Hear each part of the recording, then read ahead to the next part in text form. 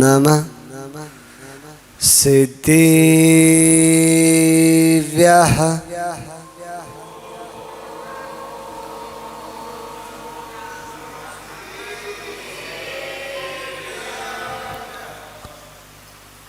श्रीमत् परम गंभीर साद्वत मुगलांछनम् जियाते लोकनाथस्य शासनम् जिन शासनम् शासनम् जिन शासनम् विश्व कल्याणकारकम्। जय बोली जिन शासनक श्री महावीर भगवान की, जय बोलिए श्यासनाथ भगवान की, णमोकार महामंत्र की, परम पूज्य आचार्य भगवान गुरुदेव श्री वैष्णुनंद मुनिराज की, परम पूज्य विष्णु कुमार महामुनिराज की, परम पूज्य अकंपनाचार्य महामुनिराज की, मुनि शिष्य महाराज की, अहिंसा में विश्व धर्म की। बोली परम पूज्य शुभानंद सेवानंद जी महाराज की। यहाँ जिनेंद्र देव के पवित्रतम प्रांगण में विराजमान आप सभी धर्मानुरागी पुण्य आत्मा महान भाव, यूं तो आज सबको पता है आज जिन शासन का एक महापर्व है। आज के दिन एक नहीं, दो नहीं, तीन नहीं, चार नहीं, पांच पर्व है। ये पांचों पर्व एक हुक्म कर ऐसा प्रतिभाषित होता है कि हमें ये पंचम गति को देने वाले हैं। ये पंचम ज्ञान केवल ज्ञान को देने वाले हैं। इन पांचों की महिमा अकंप है, अनूठी है।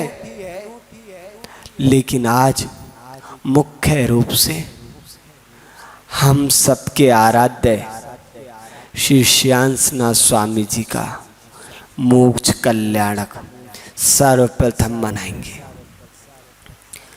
कौन थे ये श्यासनाथ भगवान? कैसे ये प्रभु बने, परमात्मा बने? क्या ये भी पहले अनादिकाल से भ्रमण कर रहे थे? हाँ, ये इनकी जीव जो आत्मा थी, ये भी हम सब की तरह अनादिकाल से कष्टों का सामना कर रही थी। लेकिन एक बार तीव्र पुण्य के उदय से 2.5 द्वीप में पुष्कर द्वीप, उसमें भी सुकच्छ नाम का एक देश था, और सुकच्छ में क्षेमपुर नाम का एक नगर था। वहाँ पे एक राजा राज्य करता था जिसका नाम था नलिन प्रभु। वो राजा बड़ा ही धर्मात्मा था, जिसके अंदर दया, भक्ति, श्रद्धा, विवेक मानो ऐसे भरे हों जैसे किसी लड्डू में मिठास को भर दिया गया हो। कहीं से भी कोई भी दाना निकालो वो मीठा होता है। ऐसी इनके गुणों की कभी भी चर्चा करो, किसी भी चर्चा करो, बड़ा आनंद आता था। एक बार वो संसार शरीर भोगों का चिंतन कर रहे थे, और ये संसार शरीर भोगों का चिंतन ही हमें संसार से पार करने वाला है। सिर्फ शास्त्रों को पढ़ते रहो, लिखते भी रहो। अगर जीवन में संयम नहीं आया, जीवन में महाव्रती नहीं बने, तो क्या फायदा है? फायदा क्या? पढ़ा, बंद किया, इधर ग्रंथ बंद हुआ, इधर अपनी वो जो वैराग्य था वो भी धुल गया। कोई फायदा नहीं। महान भाव उन्होंने चिंतन किया कि मेरी आत्मा अनादि काल से भटकती रही, कभी त्रियंच बना, कभी नारकी बना, कभी निगोदिया जीव बना। अब मुझे मेरी आत्मा का कल्याण करना है, क्यों मुझे इस काल चक्र को तोड़ना है। और मुनि राज के समक्ष जाकर अपनी भावना व्यक्त की, क्योंकि गुरु ही एक ऐसा आलम्बन है जिनके माध्यम से ये मोक्ष मार्ग प्रशस्त होता है। लौकिक गुरु तो बहुत होते हैं, वो आपको धन का अर्जन तो करा सकते हैं, लेकिन आपकी आत्मा का कल्याण नहीं कर सकते। जब भी हमारी आत्मा का कल्याण हो रहा है, होगा पंच परमिष्टि के माध्यम से ही होगा। ये 5 परमिष्टि ही गुरु होते हैं, सच्चे गुरु। इस चीज का ध्यान रखना। यहाँ तक कि कुछ समय से चल गया है गुरु माँ, ठीक है, जो चल रहा है हम उसका विरोध नहीं कर रहे, लेकिन सपोर्ट भी नहीं देते हैं। गुरु तो साधु परमिष्टि होते हैं, गुरु तो उपाध्याय परमिष्टि होते हैं, गुरु तो आचार्य परमिष्टि होते हैं, गुरु तो अरियंत होते हैं, गुरु तो सिद्ध होते हैं। जिन्होंने स्वयं सब कुछ त्याग कर दिया है, जिन्होंने आध्यात्म को जान लिया है, वो गुरु होते हैं। महान बाप और मुनि राज के मंगल आशीर्वाद से उस नलिन प्रभु राजा ने यथा जात दिगंबर मुद्रा को धारण किया, क्योंकि इसके बिना कल्याण नहीं हो सकता। घर में चाहे तुम कितना भी धर्म करो, लेकिन जब भी कल्याण होगा, मोक्ष मिलेगा, इसी मुनि मुद्रा से मिलेगा। लेकिन जब उन्होंने और चिंतन किया, जैसे मेरी आत्मा कष्टों को भोगती रही, ऐसे इन सब प्राणियों की आत्मा ने भी तो कष्ट भोगा है। भगवान मैं तो निकल गया, अब मुझे ऐसी शक्ति दो कि कैसे भी करके मैं सबका कल्याण कर दूं। अहंकार नहीं आ रहा, एक भावना आ रही कि मेरे निमित्त से मैं सबको ये जो दुख है इससे निकाल के सच्चे सुख में पहुंचा दूं। और संक्लिष्टता बन गई। तीर्थंकर प्रकृति का बंध अगर होता है तो किससे होता है? 16 कारण भावना से होता है ना। लेकिन उससे भी अगर पहले कुछ जरूरी है तो वो है संक्लिष्टम दया। जब संक्लिष्टम दया होती है, कैसे भी हो, कुछ भी हो, मैं इन सबका कल्याण कर दूं, तब होता है तीर्थंकर प्रकृति का बंध। जब तक ये है कि मैं इसका कल्याण करूं, इसका नहीं करूं, तब तक अभी तुम्हारा संसार दूर है। और उन्होंने 16 कारण भावनाओं का बंध के भाई और तीर्थंकर प्रकृति का बंध करके आयु पूर्ण करके उत्तम समाधि करके 16वें स्वर्ग में चले गए। 16वें स्वर्ग में चले गए। वहां दिव्य भोग, वहां क्या करेंगे? जिसने 16 कारण भावना भाइयों, वो स्वर्ग में जाके क्या भोगों को भोगेगा? नहीं। उस देव ने निरंतर पूजा पाठ किया। कभी नंदीश्वर द्वीप जाता, कभी पंचमेरु जाता, कभी तीर्थंकर भगवानों के समूह शरण में जाके उनकी दिव्य ध्वनि सुनता। दिव्य शरीर, अणिमा आदि महारिद्धियों का धारी, दिव्य भोग, सब कुछ उत्तम उत्तम। क्यों? क्योंकि उसने उत्तम भावना भाई। जब हम किसी के लिए उत्तम भावना भाते हैं, तब हमें उत्तम उत्तम वस्तुओं की प्राप्ति होती है।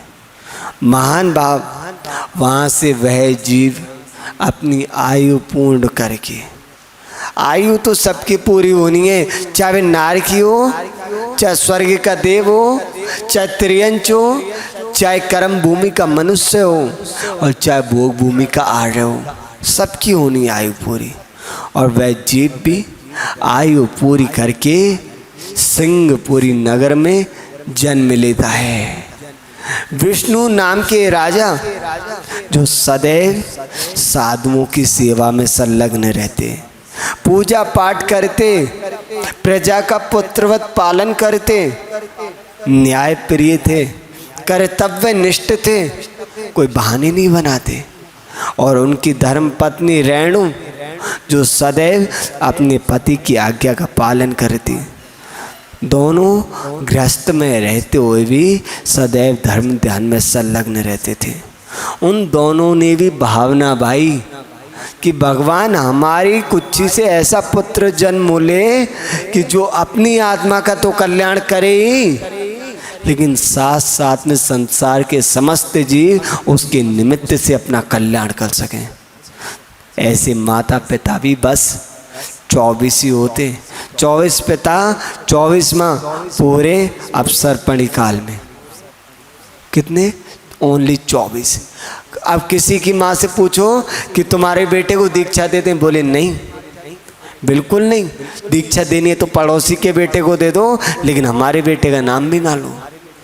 लेकिन वो कितने पुण्यात्मा माता पिता होते हैं कि जो स्वयं भावना बाते हैं कि हमारी गर्भ से ऐसा बालक जन्म ले जो स्वयं स्वयंभू बने, तीर्थेश बने, अरिंजय बने, जिसे कोई ना जीत पाए।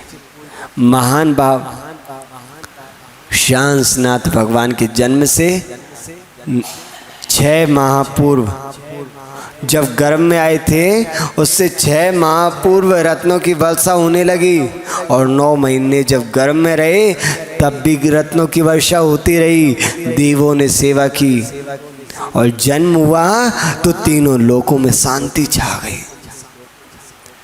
नरक में भी शांति का आवास होने लगा। जहाँ निरंतर मार काट चलती है वहाँ भी लगा कि सुकून है एक क्षण के लिए।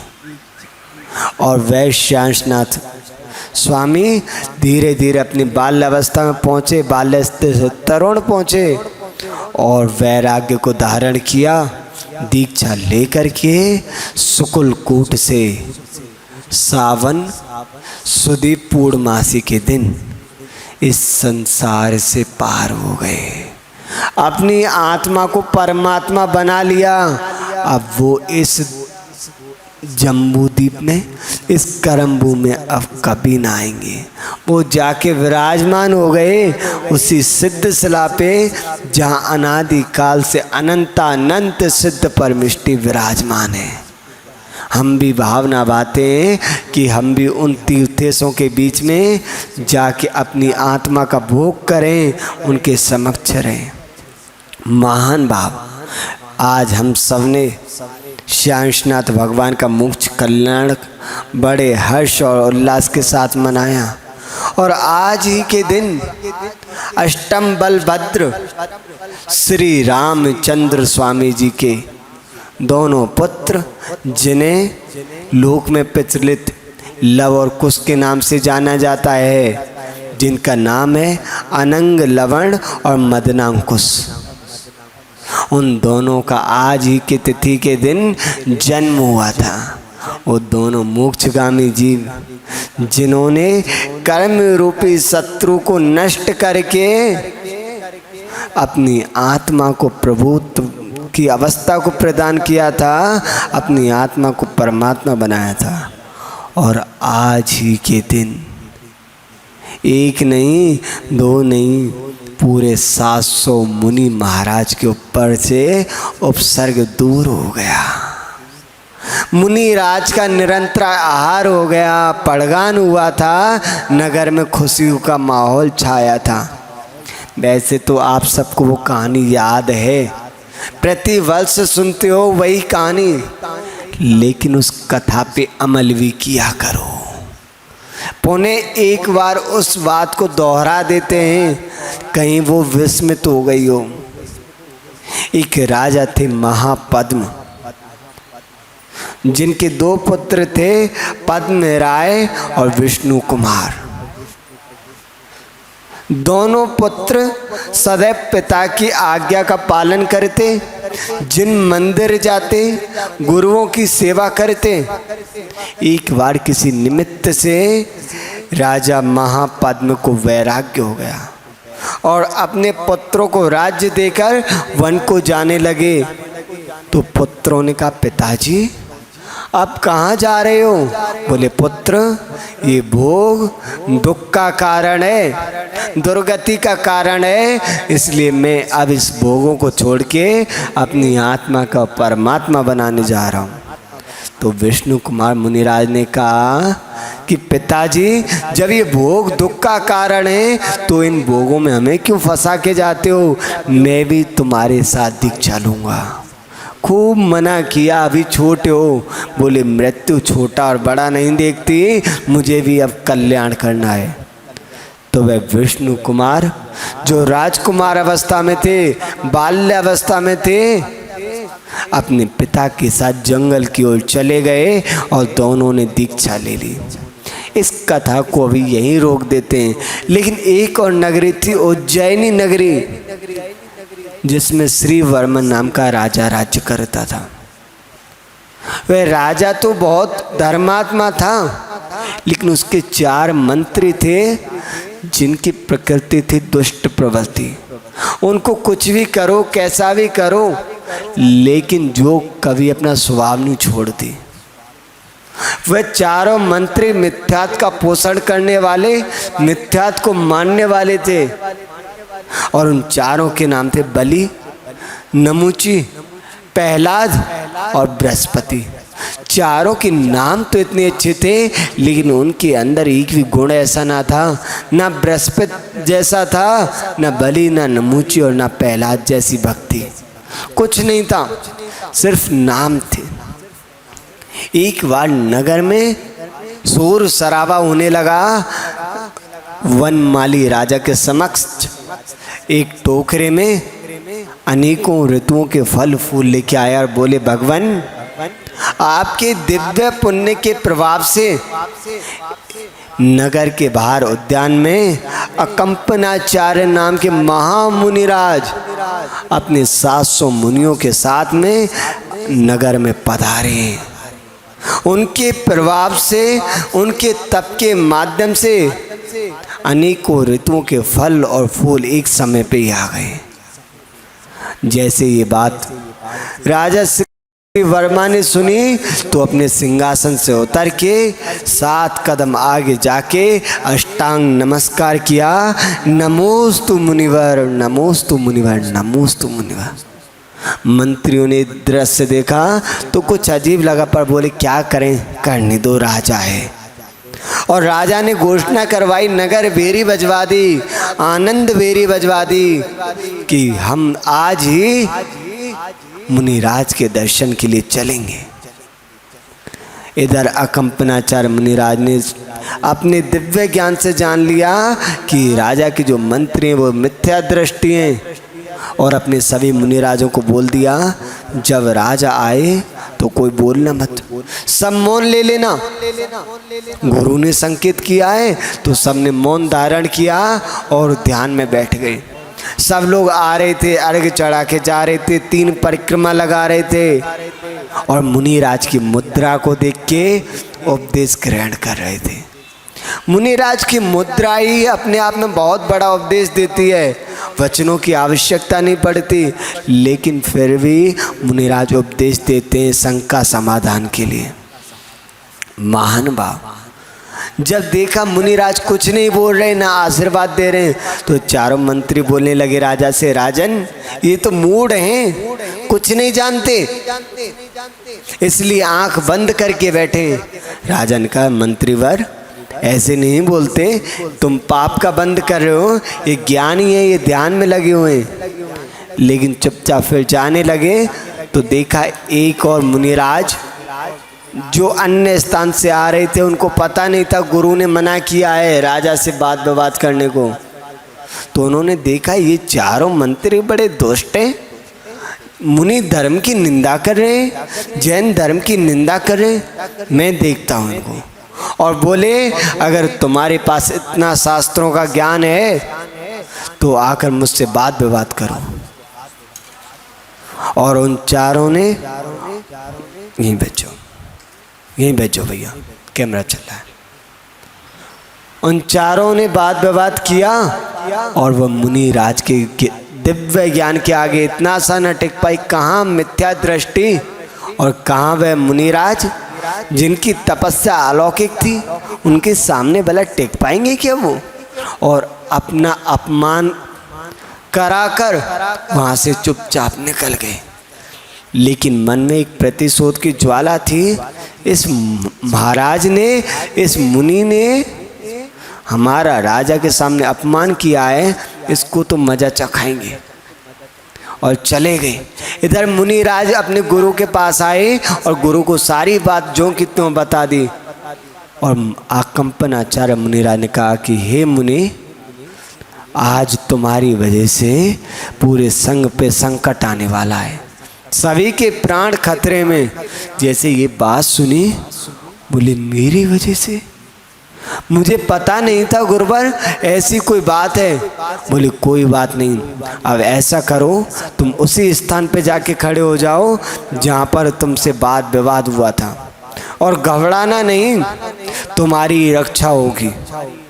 अपने गुरु को नमोस्तु किया, सभी गुरु भाइयों को नमोस्तु किया, क्षमा याचना मांगी और बोले जीवित रहा तो पुनः कल आके मिलूँगा, आपके दर्शन करूँगा। बताओ कैसा लग रहा होगा कि उपसर्ग होने वाला है, पता है, और जीवित बच पाऊँगा नहीं बच पाऊँगा। गुरु सामने उनको छोड़ के जाना पड़ रहा है। उस शिष्य के मन में कितनी दुख होगा कि मैं अब शायद गुरु से कभी ना मिल पाऊँगा। लेकिन गुरु का संकेत और गुरु पे विश्वास था, जब तक गुरु हैं मेरा कुछ ना हो पाएगा।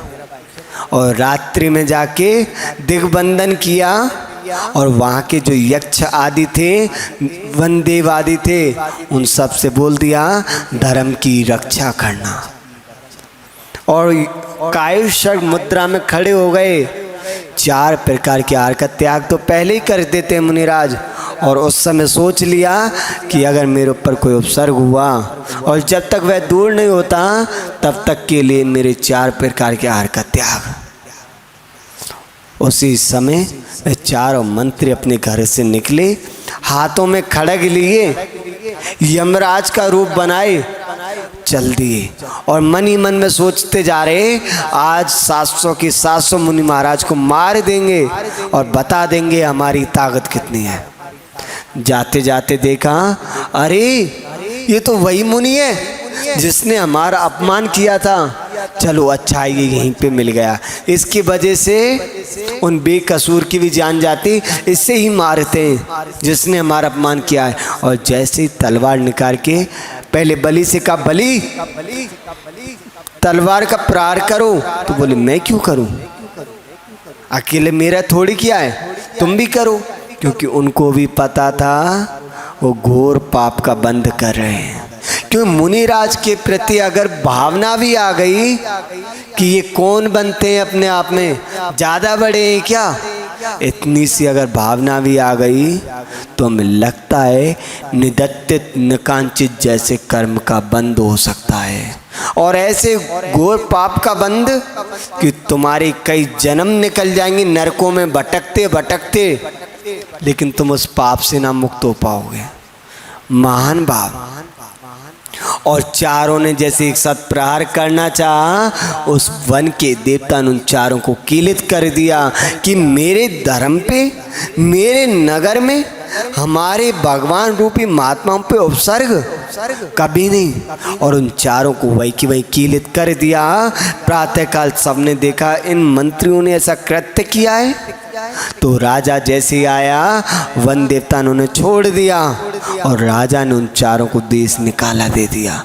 मुंह काला करके गधे पे बिठा के अपमान तिरस्कार करते हुए नगर से निकाल दिया। इधर पे अकंपनाचार्य मुनिराज भी अपने मुनि संघ के साथ अन्य देशों के लिए गमन कर गए। समय बीतता गया और वह 4 के 4 उसी महापद्म राजा के राज्य में आ गए। और जो महापद्म के पुत्र थे पद्म राय, वो अभी राज्य कर रहे थे। उनके एक शत्रु राजा था, वो बार बार आके उनको परेशान करता। उन 4 मंत्रियों में कला तो थी, तो उन्होंने कहा कि राजन आप चिंता ना करें, इस राजा को पकड़ना तुम्हारी चुटकियों का काम है। उस राजा को पकड़ के लाए और पद्मराय के चरणों में डाल दिया। पद्मराय बड़ा प्रसन्नचित्त हुआ और बोले, बताओ क्या वर चाहते हो, जो मांगना है मांग लो। जीवन में एक बात ध्यान रखना, कभी खुशी में जब ज़्यादा प्रसन्नता हो रही हो तो किसी को वरदान मतलब प्रॉमिस मत करना कि तुम्हें जो चाहिए मांग लो, कहीं ऐसा ना हो वो कुछ गलत मांग ले। और कभी क्रोध में फैसला मत लेना, जब भी क्रोध आ रहा हो कोई फैसला मत लेना, कुछ समय के लिए टाल देना, उस वस्तु से उस व्यक्ति से दूर हो जाना, नहीं जीवन भर पछताना पड़ेगा। महान बाप। और उसने कह दिया बलि ने कि महाराज अभी तो कुछ नहीं चाहिए, बाद में ले लेंगे। और कुछ समय बाद देखा ये तो वही महाराज हैं जिनकी वजह से हमें देश से निकाला गया, और ये हमारा जो पद्मराय राजा है ये तो मुनि भक्त है, और इसको पता चला कि हमने इनके ऊपर उपसर्ग किया था तो ये तो हमें अभी निकाल देगा, कुछ करो। तो पद्मराय के पास गए, बोले राजन एक आपने हमसे वादा किया था, एक वर दिया था, वो वर आज मांगते। बोले बताओ क्या चाहिए। बोले 7 दिन के लिए आपका राज्य चाहिए। अब क्या करें, वचन दे चुके थे, इसलिए गुरुजी ने हमको कहा है कि बेटा जीवन में 2 काम कभी मत करना। हमने कहा क्या गुरुजी। बोले बेटा तुम दिन में 4 बार 5 बार प्रवचन देना मना नहीं है, लेकिन जीवन में कभी किसी को वचन मत देना। जीवन में कभी किसी को भी वचन मत देना। तुमने वचन दे दिया तो तुम बंध गए। और जीवन में तुम 2 बार 4 बार उपदेश करना मना नहीं है, लेकिन जीवन में कभी किसी को आदेश मत देना। आदेश मत देना और वचन मत देना, ये 2 काम कर लेना, तुम कभी संकट में ना फंसोगे। महान भाव। लेकिन उस पद्मराय राजा ने वचन दे दिया था और 7 दिन के लिए वह उस राज्य सिंहासन से दूर अपने घर में रहने लगा। और उन चारों ने क्या किया, दुष्टों ने जहां मुनिराज तपस्या कर रहे थे उसके चारों तरफ गंदगी विष्टा आदि डलवा दी, लकड़ियां डलवा दी, सड़े गले पदार्थ डलवा दिए और उनमें अग्नि लगवा दी और बोल दिया महायज्ञ हो रहा है। कुछ मिथ्यात्व को मानने वाले उनको बिठा दिया, पंचाग्नि तप होने लगा और वो मुनि महाराज आग के लपटों से सुलझ रहे थे। लेकिन सबने सोचा आज हमारे कर्म का उदय है, हमें समता से सहन करना है, और सबके सब ध्यान में लीन हो गए, उपसर्ग को समता से सहन करने लग गए। उसी समय पास ही के एक नगर में एक मुनिराज ध्यान में बैठे थे और उनके समक्ष एक क्षुल्लक जी बैठे थे और मुनिराज के मुंह से निकला एकदम से हा। मुनिराज के मुंह से क्या निकला, हा। क्षुल्लक ने सुना ये क्या हुआ महाराज, मुनिराज के मुख से ये कभी शब्द नहीं निकलता, आज कैसे। तो बोले क्षुल्लक जी देखो श्रवण नक्षत्र आज टिमटिमा रहा है, फड़फड़ा रहा है, जरूर मुनिराजों पे उपसर्ग हो रहा है। उन्होंने अब्धि ज्ञान से पुनः देखा तो पता चला कि उज्जैनी नगरी के समीप जहाँ पद्मराय राजा रहते थे वहाँ पर 700 मुनि राजों पे उपसर्ग हो रहा है। उन्होंने कहा ये उपसर्ग कैसे दूर हो, तो उन्होंने क्षुल्लक को बताया कि पास ही में एक पर्वत है, वहाँ पर विष्णु कुमार नाम के मुनिराज घोर तपस्या कर रहे हैं और वो इसी भव से मोक्ष जाएंगे और उनको विक्रिया रिद्धि हो गई है, जाके आप उन्हें बताइए और उन सभी मुनिराज की रक्षा कराइए। क्षुल्लक जी उसी समय अपनी एक रिद्धि के द्वारा विष्णु कुमार मुनिराज के पास पहुंच गए, क्योंकि उन्होंने छूट रख रखी थी एक रिद्धि की, आकाशगामी विद्या की, कि मैं इसके माध्यम से अकृत्रिम चैत्यालयों की पूजन अर्चना करूंगा, दर्शन करूंगा, और वो काम आ गई। वो पहुंचा, मुनि महाराज ध्यान में संलग्न और मुनिराज की वंदना की और उनके ध्यान को तोड़ा बोले भगवान मुझे क्षमा करें, मैंने आपके ध्यान में विघ्न पैदा किया, लेकिन इस समय आपकी सबसे ज़्यादा ज़रूरत उन मुनिराज को है जिनके ऊपर उपसर्ग हो रहा है। मुनिराज ने कहा मैं कैसे दूर करूं, क्योंकि उनको अभी पता ही नहीं कि उनके पास कितनी रिद्धियां आ चुकी हैं। यही तो होता है तपस्या का फल। एक तांत्रिक होता है जो एक विद्या को सिद्ध करने के लिए कई दिन शमशान में पूजा पाठ करता है, कई प्रकार की बलि देता है, और एक मुनिराज होते हैं जिनके पास सहजता में अनेकों विद्याएं आ जाती हैं। पूज्य गुरुदेव को आप सबने बहुत करीब से देखा है और हमसे ज़्यादा भी जानते होंगे। नरेंद्र भैया हैं, आदेश जी, आप लोगों ने बहुत साल से देखा है। पूज्य गुरुदेव के पास इतनी सारी दिव्य शक्तियाँ, हमने कई बार अपनी आंखों से देखा गुरुदेव का चमत्कार। कैसे आई वो? अलग से नहीं किया, गुरुजी की जो तपस्या सहन शक्ति है उसके द्वारा ही अनेकों रिद्धियाँ गुरुदेव के पास अपने आप आ गई। महान भाव। और मुनि महाराज ने जैसे ही अपना हाथ बढ़ाया, हाथ आगे पर्वत तक चला गया, उनको यकीन हो गया कि मेरे पास रिद्धि है। उसी समय वे अपने बड़े भाई पद्मराय के पास आए और बोले पद्मराय तूने ये क्या किया? तूने इस कुल की मर्यादा का उल्लंघन किया है। मैंने और पिताजी ने दीक्षा क्या ले ली, तूने तो राज्य को भ्रष्ट कर दिया।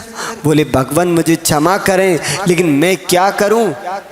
मैं वचन दे चुका था और अपने यहाँ पर रीत है, रघुपति रीत सदा चली आई, प्राण जाए पर वचन ना जाए। भगवान मैं प्राण तो दे सकता हूँ, लेकिन वचन को कैसे वापस लूँ? बोले कोई बात नहीं, अब इसका निवारण हम करेंगे। और उसी समय उन्होंने एक बौने ब्राह्मण का रूप बनाया, जिसकी लंबी चोटी, गले में जनेऊ, हाथ में माला और एक हाथ में पीत कमंडल और शरीर पर वस्त्र धवल पहने हुए पहुंच गया जहाँ पर हवन चल रहा था और कहने लगा कोई है यहाँ जो मेरी इच्छा पूर्ति करेगा? राजा ने कहा ये ब्राह्मण जो अनेकों वेद शास्त्रों का ज्ञाता प्रतिभाषित होता है, आने दो इसे। और वह गया तो बोले राजन मुझे दान चाहिए। बोले क्या दान चाहिए तुम्हें बताइए। बोले मुझे मात्र 3 पग भूमि चाहिए। सभी मंत्री हंसने लगे, जैसा छोटा ब्राह्मण वैसी छोटी बुद्धि। बोले मुझे और कुछ नहीं चाहिए, ये दे दो बस। बोले दिया। बोले ऐसे नहीं, वचन लो और तब दो।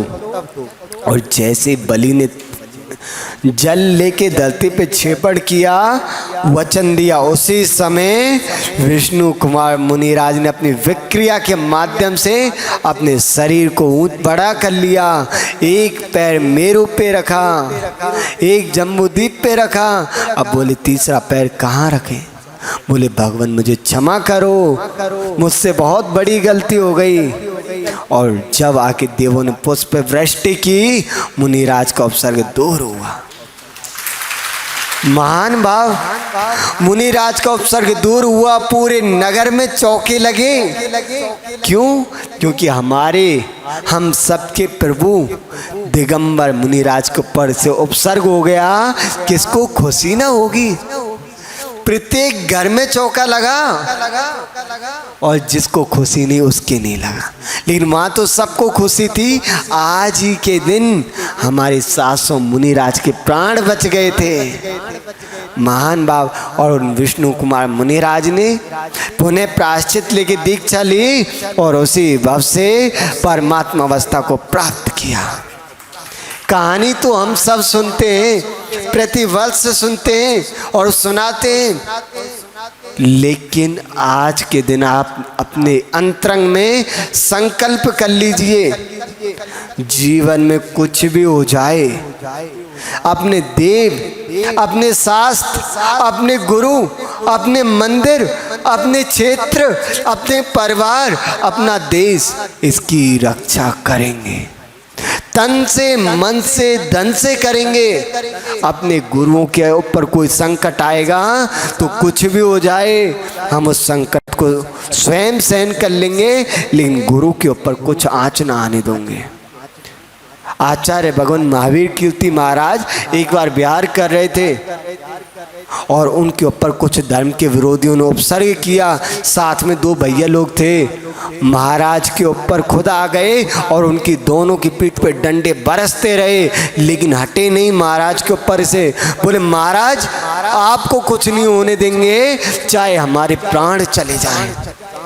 ये संकल्प ले लो, कभी भी तुम्हारे नगर में जो भी लाइव देख रहे हैं उनके लिए भी बोल रहे हैं, आपके नगर में, आपके शहर में, आपके गांव में, आपके कस्बे में कभी भी किसी भी गुरु का कोई भी शिष्य आए, कोई भी मत देखना पंथवाद, कोई भी मत देखना संतवाद कि विद्यासागर महाराज का शिष्य है, ये वसुनंदी महाराज जी का शिष्य है, ये विश्वसागर महाराज का शिष्य है, देवनंदी महाराज का शिष्य है, 13 पंथी है, 20 पंथी है, कौन है, कुछ मत देखना। बस देखना तो ये देखना ये तीर्थंकर मुद्रा के धारी हैं और इनकी सेवा करना हमारा दायित्व है, हमारा कर्तव्य है। उनकी सेवा करेंगे, उनका आहार कराएंगे, उनका विहार कराएंगे और उनको कोई प्रतिकूलता होगी तो उसे दूर करेंगे। क्षेत्रों पे कोई उपसर्ग हो तो चले जाना क्षेत्रों की रक्षा के लिए। अभी बहुत अच्छा लगा, एक महाराज ने बताया था गिरनार वाली बात पे कि इस गिरनार को बचाने के लिए अगर हमारे प्राण भी जाएं तो दे देना, खुशी खुशी दे देना, क्योंकि हम साधु भी तरसते हैं किसी सिद्ध क्षेत्र पे अपनी समाधि के लिए। और उससे अच्छा क्या पुण्य होगा साधुओं के लिए, सिद्ध क्षेत्रों के लिए तुम्हारे प्राण जा रहे हैं। आए दिन घटनाएं घटती हैं। नरेंद्र भैया कुछ समय पहले अभी एक घटना घटी थी कर्नाटक में, आज तक वो घटना हमारे यहाँ पे बसी हुई है। काम कुमार नंदी महाराज जी जो अपने कक्ष में बैठे थे, जो एक चींटी को भी नहीं मारते थे, उनके साथ क्या किया, 2 व्यक्ति आए, पहले उनको हाई पावर का करंट दिया, उनकी अंगुलियां काट दी गई, उनका धड़ अलग कर दिया, उनके पैर काट दिए गए। सोचो कितना कष्ट हुआ होगा। क्या किया, क्या कर पाए, पोस्टर लेके निकल गए, चौराहे पे आध घंटा बैठे, अपने घर पे आए, कोल्ड ड्रिंक की बोतल खोली और टक टक पी के अपनी दुकान पे पहुंच गए। क्या यही तुम्हारा सच में गुरु सेवा है? क्या यही तुम्हारी गुरु सेवा है कि आचार्य भगवान सुनील सागर महाराज जी की शिष्या आरिका माता जी थी जो अपने गुरु के दर्शन करने जा रही थी। बहुत लंबा समय बाद उनके दर्शन करती, मन में बहुत सारे सपने देखे थे और एक ट्रक वाला आया, घसीटते हुए ले गया, 100-200 मीटर तक घसीटते ले गया, उनकी समाधि हो गई। और क्या इल्जाम दे दिया कि गलती से हो गया, झपकी आ गई। झपकी आई थी या ये षड्यंत्र था? क्या था? षड्यंत्र था। साधुओं को मारना है, साध्वियों को मारना है, जैन धर्म को खत्म करना है। कुछ लोगों ने नियम ले लिया है। जब वो लोग नियम ले सकते हैं तो हम लोग भी नियम ले सकते हैं कि हमारे जैन धर्म के लिए अगर हमें अपने प्राण भी देने पड़े, अपने पूरे परिवार की भी कुर्बानी करनी पड़े, तो खुशी खुशी कर देना कि जैन धर्म है तो सब कुछ है। जैन धर्म ना रहा तो इस देश से अहिंसा खत्म हो जाएगी, इस देश से शांति खत्म हो जाएगी, इस देश से सुख खत्म हो जाएगा, इस देश से भक्ति खत्म हो जाएगी। तो महान भाव, आज भी कुछ लोग आए थे, कल भी कुछ आए थे, महाराज राखी बांधनी है। क्यों बांधनी है? क्या होगा उससे? होगा क्या? आएंगे 5 रुपए की, 10 रुपए की, 100 रुपए की, 500 की राखी लाएंगे, बांध के चले जाएंगे, हमारे 5 मिनट खराब होंगे उसे खोलने में। उससे हुआ क्या? राखी हम तब बंधवाते हैं। आचार्य प्रसन्न सागर महाराज जी की बहुत अच्छी बात लगी और उसी को हमने फॉलो किया कि राखी बांधो, उससे पहले नियम ले लो कि मैं जब भी हमारे नगर में गुरु आएंगे, माता जी आएंगी, छुल्लक जी आएंगे, एलक जी आएंगे, उनका आहार कराऊंगा।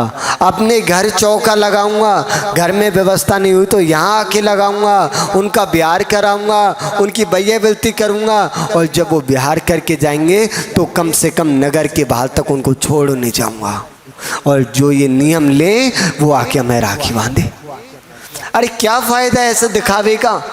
जब तुम्हें साधुओं के लिए चौका लगाना नहीं, साधुओं के उपदेश में आना नहीं, उनकी सेवा करनी नहीं, उनका बिहार कराना नहीं, तो क्या फायदा? एक व्यक्ति आया, बहुत बड़ा रईस था, उपाध्याय महाराज जी के पास, जिनानंद जी महाराज जी के पास। बोले महाराज जी आप मुझे जानते हो? हमें महाराज ने कहा हम नहीं जानते। बोले महाराज जी मैं वो हूँ। बोले मैं क्या करूं? बोले आप मुझे नहीं जानते। बोले हम उसे जानते हैं जो 3 काम करता है। बोले क्या? जो हमारा आहार कराता है, हमारा बिहार कराता है और हमारी व्यवस्था देखता है। ना तुम्हें आहार में आना, ना तुम्हें बिहार में आना, ना तुम्हें उपदेश में आना, तुम्हें कहाँ से जाने? तो महान भाव, इसलिए जीवन में संकल्प कर लो, चाहे हम खुद भूखे सो जाएंगे लेकिन कभी गुरु की सेवा में कमी नहीं होने देंगे। संकल्प कर लो, कभी भी गुरुओं के ऊपर संकट आया तो दुकानें बंद करके पहले गुरुओं की रक्षा करने जाएंगे। तो हम मानते हैं आज का ये पर्व आपका सार्थक हो जाएगा। नहीं हर बार की तरह आते हो, मनाते हो, चले जाते हो, कोई फायदा नहीं। तो महान भाव, आज ही के दिन एक दिवस और यज्ञोपवीत जो जनेऊ होता है वो आज ही के दिन वो पहनाया जाता है, संस्कार दिए जाते हैं। जो श्रावक के 8 मूल गुण होते हैं उनका वृक्षारोपण किया जाता है, उनके संस्कार किए जाते हैं। और यह यज्ञोपवीत सिर्फ ब्राह्मणों की नहीं, हर जैनी की पहचान है। हम जब भैया जी थे तो चोटी रखते थे, बड़ी सी चोटी, गले में जनेऊ, ये पहचान होती है जैन श्रावक की। जो जनेऊ आदि पहनते हैं उनको व्यंतर आदि की बाधा नहीं होती, वो कई बीमारियों से मुक्त होते हैं। तो ये पर्व भी आज मनाया जाता है। और अगला पर्व है महिलाओं का कुमकुम महोत्सव। आज ही के दिन वे अपने पति आदि की अच्छी उम्र के लिए भगवान से प्रार्थना करती हैं, उनकी दीर्घायु की भगवान से भावना बाती हैं और उनको भी धर्म ध्यान पे लगाती हैं। तो महान भाव, आज के 5 पर्व हम अपने जीवन में उतारें तो ही ये सफल और सार्थक है। ज़्यादा ना कहते हुए अपनी शब्द श्रृंखला को विराम। जय बोले महावीर भगवान की, परम पूज्य आचार्य वन गुरुदेव वसुनंदी मुनिराज की। अहिंसा